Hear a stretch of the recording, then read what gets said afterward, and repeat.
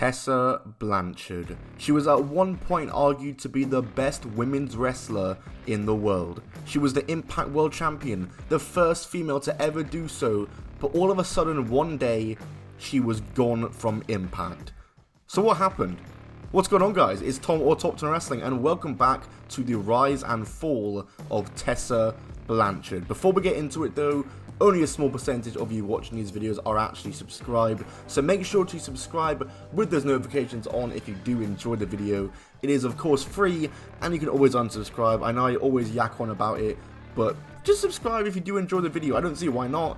And yeah, let's get right into the video.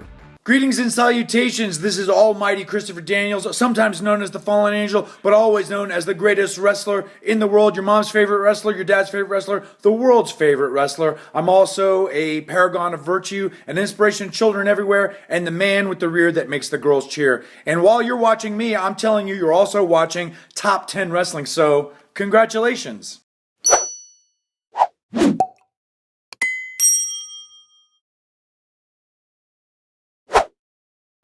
The first thing you'll notice about Tessa Blanchard is her last name. Tessa is the daughter of Tully Blanchard, the stepdaughter of Magnum TA, and the granddaughter of Joe Blanchard. She is a third generation wrestler.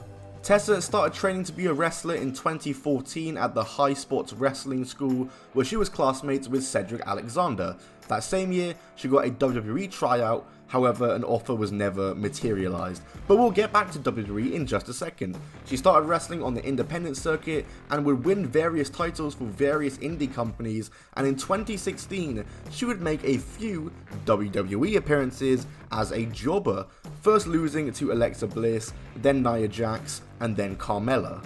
It was that same year that Tessa would go to Japan for the first time as she would wrestle in Stardom, but it was the next year where Tessa would really break out, because that next year Tessa was part of the inaugural Mae Young Classic. WWE and commentary really made a point about her being Tully's daughter to make her seem more credible, and it worked, as people were excited to see a member of the Blanchard family in the tournament. And while she would lose in the first round to eventual winner Kairi Sane, the match they had was good, and people thought Tessa definitely had great potential. And while WWE would not sign her following the Mae Young Classic, Impact Wrestling definitely agreed that she had great potential, because in April of 2018 at Impact Redemption, Tessa Blanchard debuted for the company, and Tessa just immediately started dominating the Knockouts division. She first defeated Ali at Slammiversary, and then on August 30th on the Redefined special, she would win the Knockouts title, and Tessa would have a very solid reign with the Impact Knockouts Championship. And at this point, Tessa Blanchard was on the map. She even wrestled at All In and won, pretty much solidifying herself as the best women's wrestler outside of WWE. She would go on to successfully defend the title against Su Yung, Fabi Apache, and then Taya Valkyrie she did retain the title against at Bound for Glory 2018, but she would go on to lose the title to Taya Valkyrie in January of 2019 at Homecoming, where Gail Kim was the special guest referee. Tessa would fail to regain the title in a street fight rematch, and then would begin feuding with Gail Kim, whom she blamed for being the reason she lost the title and who had retired the year prior. This set up a match between the two of them, the old guard versus new, Gail Kim coming out of retirement for one more match. The match took place at Rebellion, and I didn't really know what to expect with this match, given Gail was retired, but I knew it was worth watching regardless because it would be a spectacle. But let me tell you, all expectations were blown out of the water. The match was brilliant. It was easily the match of the night, and on one of the top matches of the year in Impact. And though we already knew how good Tessa was, I think this was when it spread across to non-fans of Impact just how good she was. She was a bona fide star. So what would Impact do from here? She's just beaten the top knockout of all time and had the torch passed to her. Do we put her back in the hunt for the Knockouts title she just lost? Well, Impact decided to take a very interesting turn with what they were going to do with Tessa. They decided that Tessa was going to wrestle in the men's division. She began a feud with Sami Callihan, who had been running his mouth about the Knockouts division, and a match was set between the two for that year's Slammiversary. And despite there being no title on the line for this match, the match main evented the show, just due to how much buzz there was for this match. And the match was amazing, a match of the year contender, and though Tessa might have lost the match, she came out looking amazing. The feud between the two would continue as Tessa and Sami would be set for a rematch at Unbreakable, this time in a world title #1 contenders match. Tessa on the way to this match would have battles with OVE, including that match with Madman Fulton, which was a spectacle to watch. And Tessa would lose again to Sami Callihan at Unbreakable, but at this point Tessa was now an established star in the men's division, and it was only onwards and upwards from here. She would face and team up with a variety of opponents from here, including OVE, Tommy Dreamer, Rhino, and more. And at Bound for Glory, she competed in a ladder match, also involving Jake Crist, Ace Austin, AC Romero, and Darga for the X Division Championship, her first title match since entering the men's division, which she would lose. However, from here, shit got crazy. Sami Callihan would go on to win the Impact World Championship, by the way, and fans immediately got ideas in their head. What if Tessa challenges Sami? Well, what if they had the feud before? What if she faces him again, but it's for the world title? Well, those fantasies would come into fruition when Tessa won a #1 contenders gauntlet match featuring Brian Cage, Darga, Moose, Michael Elgin, and Rich Swann, some of the biggest stars in Impact. She beat them, and the match was set. Tessa Blanchard versus Sami Callihan for the Impact World title at Hard to Kill 2020. Let me tell you, there was so much hype going into this match. But the day before the match took place, the unthinkable happened. You already know. We're back with another WrestleCrate unboxing. What has happened to my voice? We're back with another WrestleCrate unboxing. We're gonna open this bad boy up. If you don't know what WrestleCrate is, it is a monthly subscription service where you can get wrestling goodies delivered to your door, and it's a great product. And let's just crack this bad boy open. As always, let's start off with the shirt, which looks pretty familiar already.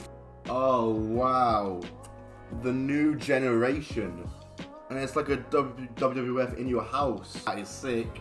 As always, we've got the WrestleCrate exclusive pin. This time, Dead Man's Tombstone.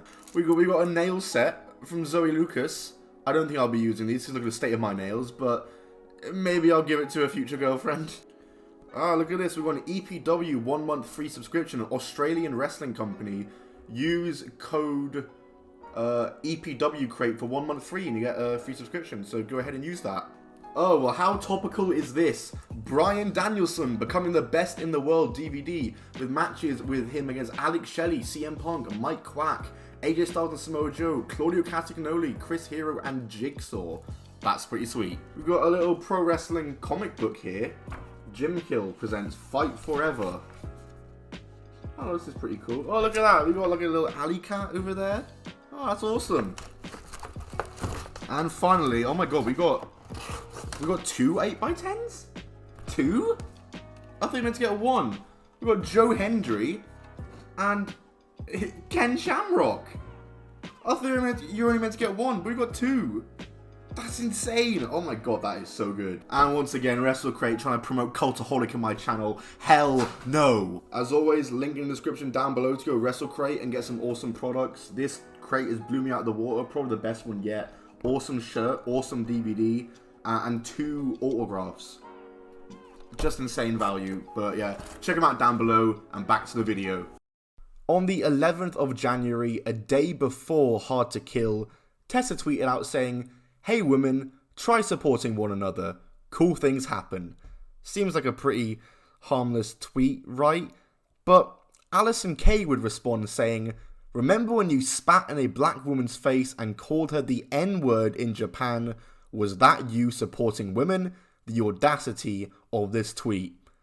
Bomb dropped. From here, many women came out backing up this statement from Allison, including Big Swole, Rebel, and Chelsea Green, who had her own allegations of bullying against Tessa Blanchard, and other women such as Priscilla Kelly and Isla Dawn also came out with stories about Tessa. It was not looking good.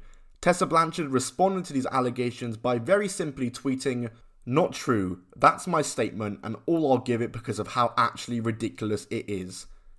So what now? We are a day away from Tessa challenging for the world title, and what's going to happen? Is Impact going to cancel the match, have her lose, then release her, find a replacement opponent for Sammy?